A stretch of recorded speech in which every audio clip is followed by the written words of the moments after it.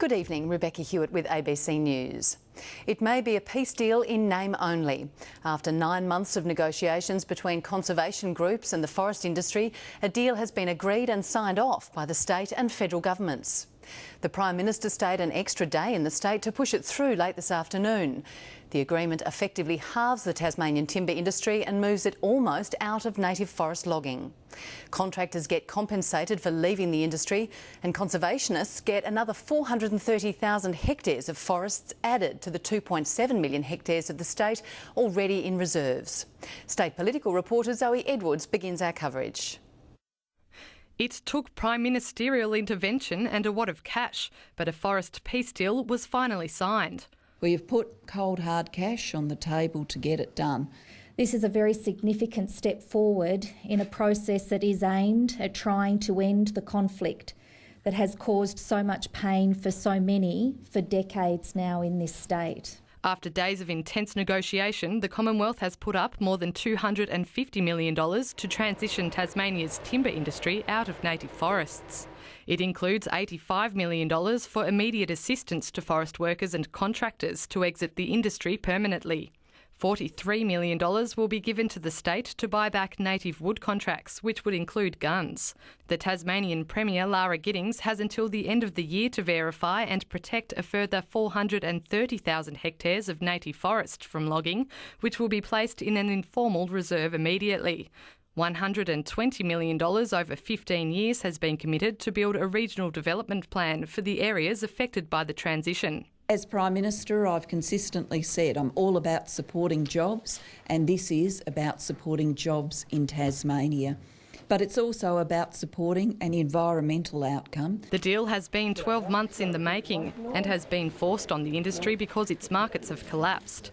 A decade-long campaign by conservationists aimed at international woodchip buyers started the rot, and the global financial crisis brought the industry to its knees.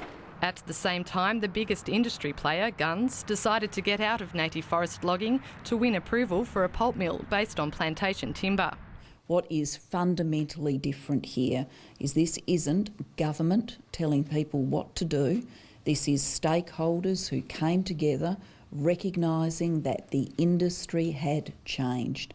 The negotiations failed to mandate how long the strategically important Triabunna woodchip mill should keep operating. Conservationists and industry are yet to sign the deal. That should be done within 2 weeks.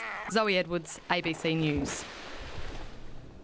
While the federal government is funding the deal, the major players in the negotiations are yet to sign the agreement. It looks set to be a rocky road.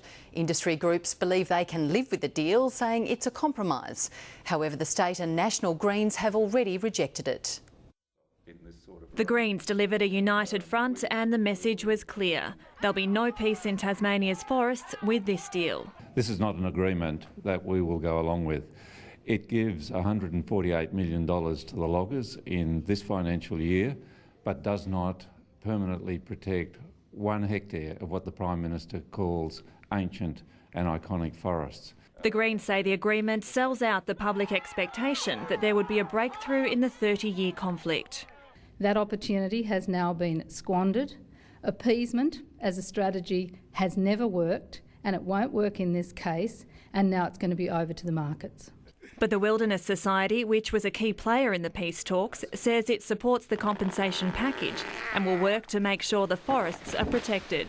It is our intention to ensure that the detail that still needs to be worked through to end up in the actual intergovernmental agreement provides for the protection of the forest. The timber industry says it's a compromise driven by necessity. I don't think there's anyone that will say they got everything they wanted. It's been a genuine negotiation process, and like any negotiation process, there's had to be some compromise. But industry wants one further guarantee. That there will be peace delivered in our forests and our markets as a result of this agreement. Which remains to be seen. Cara Douglas, ABC News. As we've heard, the Greens have rejected the forest peace deal. I spoke to Tasmanian Greens leader Nick McKim a short while ago and asked him why. Well, look, ultimately, Rebecca, this is a deal between Labor at a state level and Labor at a federal level. This deal hasn't been signed off on or endorsed by the Greens, and ultimately what it does is offer a large degree of certainty for the timber industry in Tasmania, but very little or no certainty for conservation outcomes in terms of our beautiful ancient forests. What sort of pressure is this likely to place on the Labor-Green government? Look, I think the relationship between the Greens and Labor is strong. The model we have very clearly allows for policy differentiation between Labor and the Greens, and for an agreement, if you like, to disagree on policy. But again, what we're focused on here is delivering outcomes for our forests. That's a core issue, of course, for the Greens. It's something that many of us have campaigned on for decades now, and unfortunately there is not a high enough level of certainty in the agreement announced today that Certainly. we can go forward with confidence. And if I could interrupt you briefly there, will you be supporting more protests in the forests? Well, look, it's not a question of supporting protests or otherwise, but what I can say is that I would be very surprised if this agreement announced today led to peace in the forest debate, because there is so much uncertainty around the conservation outcomes from the agreement. So how then can this Labor-Green government continue to work? Well, we can continue to work in the way that we have in the past, where we've had policy disagreements, and that's to focus firstly on the matters that we agree on and progress those issues in terms of a progressive public policy agenda. On those issues on which we disagree, and there may be some issues that we will disagree on that will flow from this agreement, we'll reserve the right, in terms of the Greens' view, to support some legislation that flows from this process. We also reserve the right to oppose any legislation that flows from this process that we don't agree with. Certainly. But does this mean you're going to be trying to unravel the peace deal? What we'll be trying to do is work constructively to deliver the maximisation of the conservation outcomes from this process. As I said, that's our job, that's what people expect us to do, and that's what we'll be doing. If I could ask you again, does that mean you're going to work at unravelling it? It's not a question of ravelling or unravelling. Our job is to maximise the conservation outcomes and also the economic transition outcomes and the possibilities in those areas that exist from this deal. But there are no certainties in terms of the conservation outcomes, but we'll be working to maximise those outcomes. And we also want to play a constructive role in diversifying the state's economy, because we do have an economy in transition in Tasmania. That transition is already underway. There will be, I hope, opportunities that exist out of this agreement to continue that transition, and we'll be supporting those as we move forward. So, but this deal has been done. What more can you possibly do?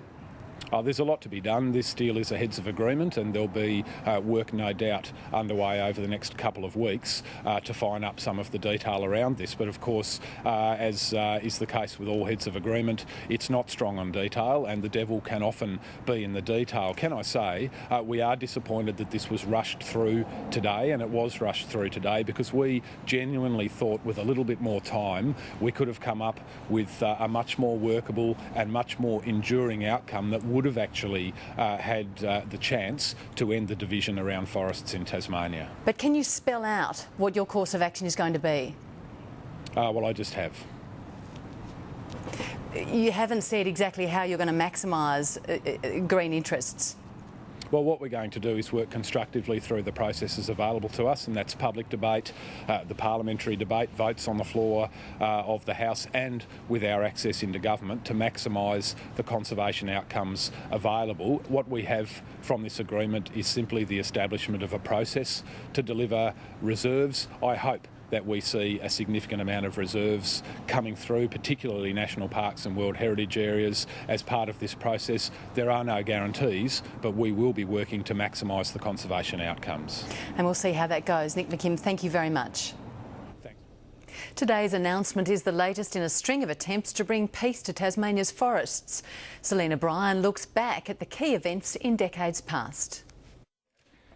In a similar style to last year's roundtable talks preceding the Statement of Principles, the Salamanca Agreement was negotiated in 1989. It gave more protection to forests, but controversially lifted the cap on wood chip exports, leading to conservation groups walking out and the collapse of the Labor-Green minority government.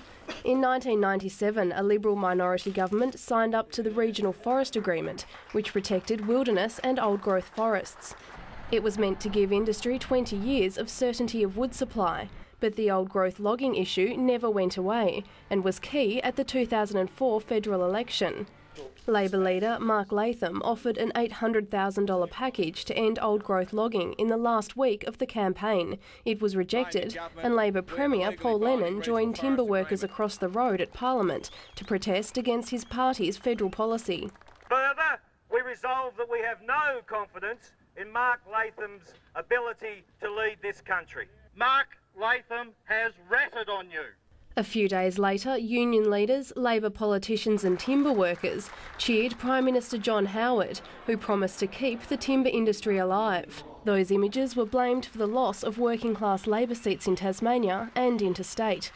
A year later, the Howard Forest policy saw supplementary regional forest agreements signed. The so-called Tasmanian Community Forest Agreement protected an additional 1 million hectares of old-growth forests and provided $250 million to help revitalise the timber industry. Some believe the RFA is still the only agreement needed. That gave security to the industry. You know, I'm a great fan of just working to the RFA, and let's keep that going, and that gives the families and the industry security. Only time will tell if this latest agreement will be the one to bring peace to Tasmania's forests. Today, the Prime Minister unveiled the deal to end all deals, but is it? Selena Bryan, ABC News.